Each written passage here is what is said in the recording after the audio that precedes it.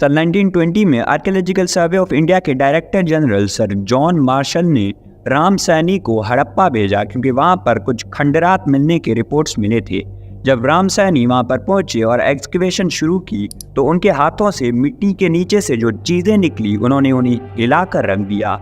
एकदम same size की ईंटें, इंडिकेट बीट्स, कॉपर टूल्स और ऐसी लिखाई जो किसी ने आज तक पहले कभी भी नहीं देखी थी। और ये सिर्फ शुरुआत थी, क्योंकि कुछ ही सालों बाद इसी एक्सकवेशन ने एक ऐसे शहर का राज खोलना शुरू किया जो 4000 साल से जमीन के नीचे सोया हुआ था। और मैं बात कर रहा हूँ मोहनजोदड़ो की। और चलिए आज के इस वीडियो में इंडस वैली सिविलाइजेशन और मोहनजोदड़ो को समझने की कोशिश करते हैं।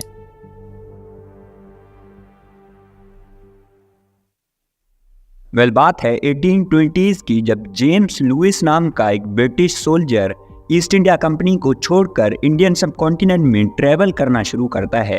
वो अपना नाम जेम्स लुइस से बदलकर चार्ल्स मेसन रख लेता है ताकि ईस्ट इंडिया कंपनी से बचा जा सके और बिना दिक्कत के एक्सप्लोर किया जा सके।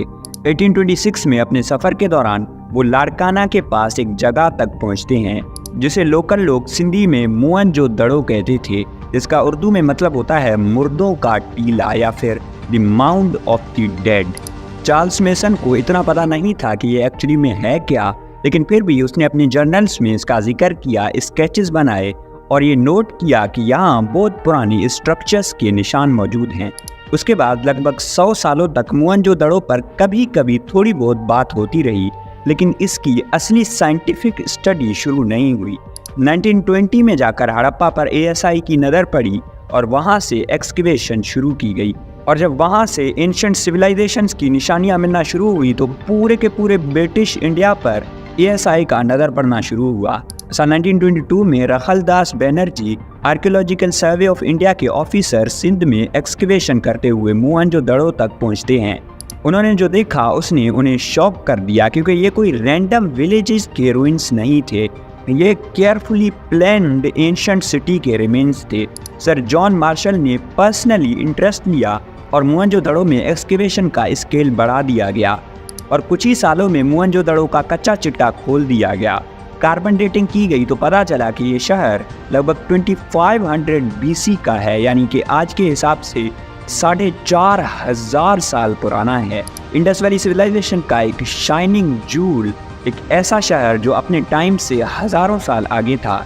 इसी दौरान दूसरी जगहों पर और ज़्यादा शहर डिस्कवर किए जाने लगे और आज तक लगभग 1500 से ज़्यादा साइट्स डिस्कवर की जा चुकी हैं। अगर मोहनजोदड़ो के शहर पर फोकस करें तो सिटी का लेआउट ग्रिड पैटर्न में था, बिल्कुल ऐसे जैसे आज के मॉडर्न सिटीज़ हैं। हर सिटी एकदम फुल स्ट्रेट और परफेक्टली राइट एंगल्स पर बनी थी। ड्रेनेज सिस्टम इतना एडवांस था कि आज के दिन तक पाकिस्तान और इंडिया के बहुत सारे शहर हैं जिनका ड्रेनेज सिस्टम उससे कंपेयर तक नहीं किया जा सकता। हर घर के पास प्राइवेट वेल्स, बाथरूम्स और अंडरग्राउंड कवर्ड ड्रेन्स होते थे जो स्ट्रीट के मेन सुअर से कनेक्टेड होते थे, जो सीधा शहर के बाहर जाकर सारे ज़ाया पानी को डंप करता था।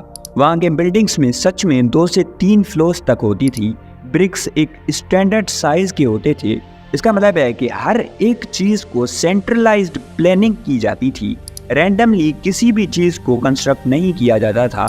शहर मेनली 2 हिस्सों में डिवाइडेड था। एक मेन हिस्सा नीचे था जहां आम लोग रहते थे और बाजार वगैरह सब नीचे होता था, और ऊपर अमीर लोग और जो बहुत ज़रूरी बिल्डिंग्स होती थी जैसे ग्रेन्स रखने के लिए या कोई सामान वगैरह स्टोर करने के लिए, वो ऊपर होते थे। पूरा का पूरा शहर थोड़ा सा उठा हुआ बना था ताकि अगर कोई फ्लड वगैरह आए तो बचा जा सके। शहर का सबसे फेमस स्ट्रक्चर था द ग्रेट बाथ, एक पब्लिक वाटर टैंक जिसका यूज़ शायद रिलीजियस या कल्चरल सेरेमनीज के लिए होता था। मोहनजोदड़ो में ट्रेडिंग लाइफ का बैकबोन होता था। यहाँ के लोग बीड्स, कॉटन, क्लोथ्स या ग्रेन्स वगैरह पॉटरी को एक्सपोर्ट करते थे और मेसोपोटामिया से कॉपर, टिन और लग्जरी आइटम्स को इंपोर्ट किया जाता था।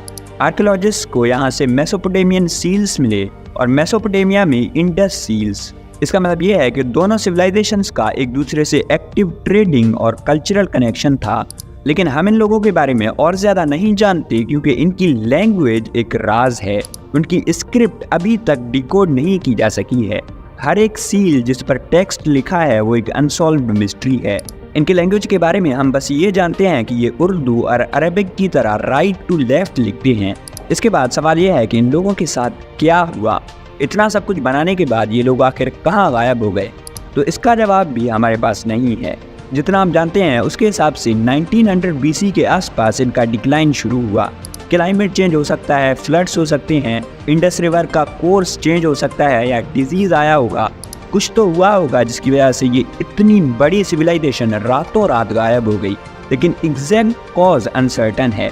स्लोली लोग शहर छोड़कर जाने लगे और मोहनजोदड़ो खाली हो गया। 4000 साल तक ये ज़मीन के नीचे दबा रहा, जब तक 20th सेंचुरी के एक्सकवेशंस ने इसे दोबारा दुनिया के सामने जिंदा नहीं किया। अगर आपको कोई कन्फ्यूजन है तो आप मुझे कमेंट्स में बता सकते हैं। Thank you.